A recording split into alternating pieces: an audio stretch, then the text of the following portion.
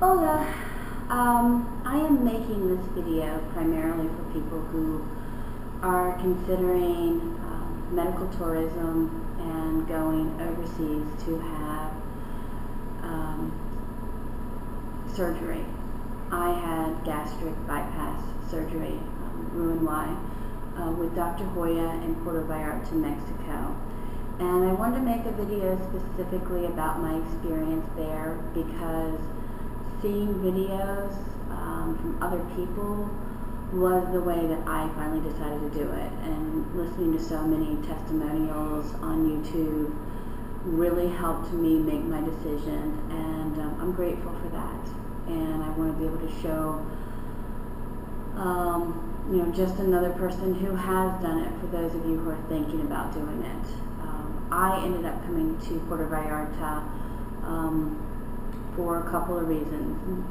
Once I was convinced that this surgery had a great chance of helping me get rid of my diabetes, I was set on it, and then I found out my insurance wouldn't pay for it. They cover employees, but not spouses, and I have the insurance through my husband. So I had to do something, and I started looking into medical tourism and looked basically all over the world. We decided on Spanish-speaking countries because it was a language my husband was comfortable with. I know no other language, so it didn't matter to me.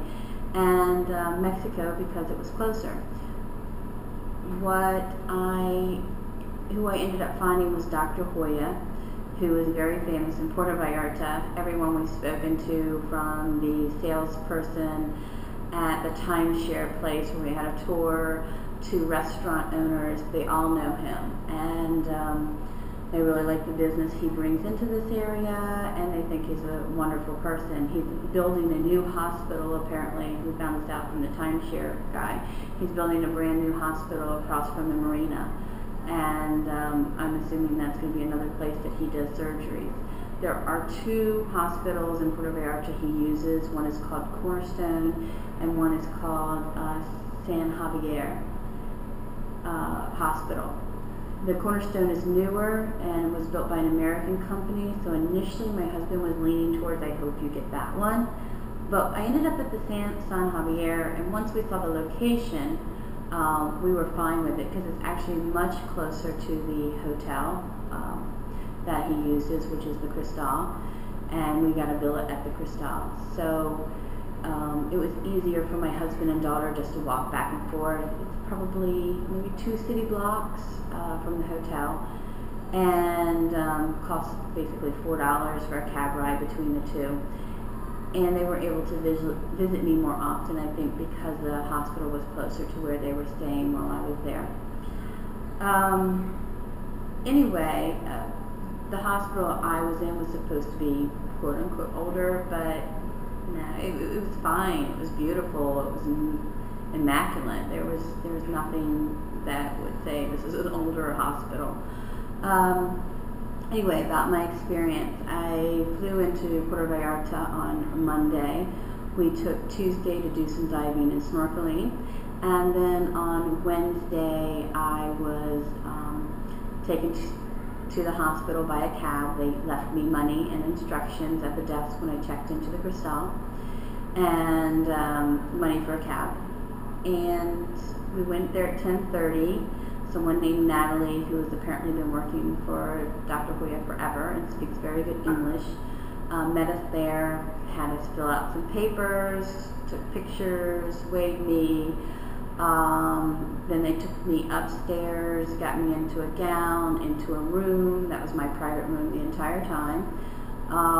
Hooked me up with an IV, took my blood, and started running a test, including an EKG. Everything looked good. I was visited by the internal medicine person. I was visited by a psychologist, and I was visited by Dr. Joya, all before 4 o'clock, when they eventually wheeled me down. My family was able to stay with me for a while. I did actually ask my husband to leave about 3 o'clock once they said that they were going to come get me in about an hour, because I wanted the time to listen to some of my hypnotherapy tapes and just relax and get into a good state of mind.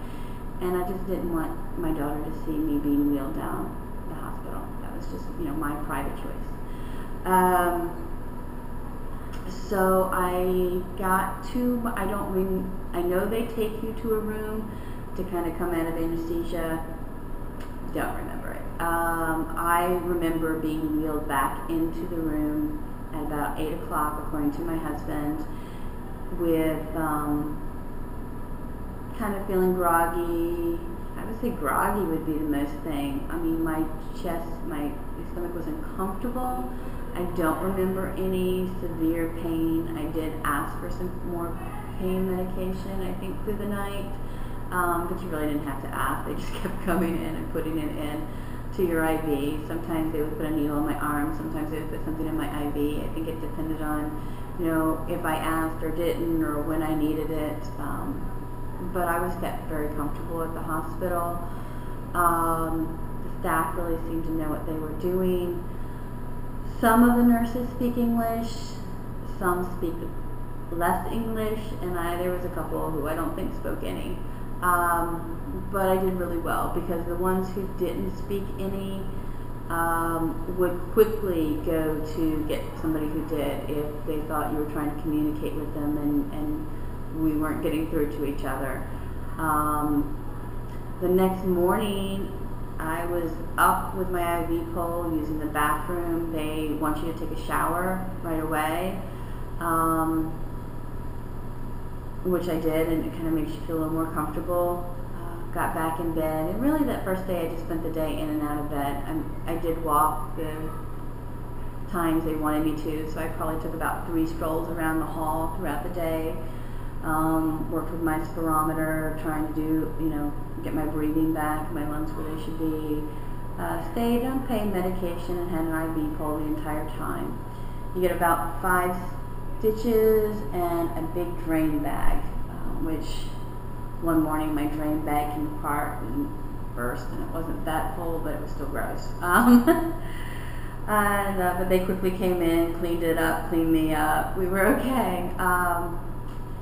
I've had some people in here say that I listened to on YouTube who said that the nursing staff was far exceptional of anything in the U.S. And I don't know if I'd go that far. Of course, I'm married to an RN, so I don't know if I would go that far, but it was certainly comparable.